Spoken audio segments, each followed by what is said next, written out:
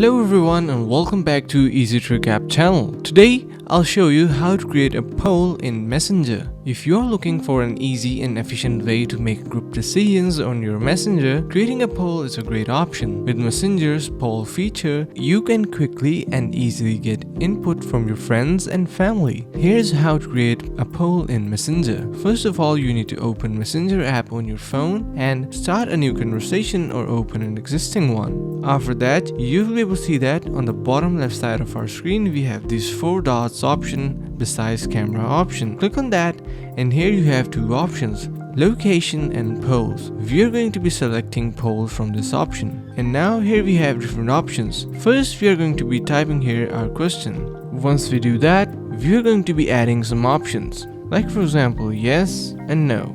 Once these options are added, we are going to be clicking create poll option from the bottom. Now it is saying creating poll, and after a couple of seconds you will be able to see that our poll is now created and sent into the chat. Anyone can just select option from here, and once anyone selects an option, you will see that their response will be shown in here. And that's it, your poll is now live. I hope this video was useful, and if you like videos like this, please share with others and don't forget to like and subscribe. Thanks for watching.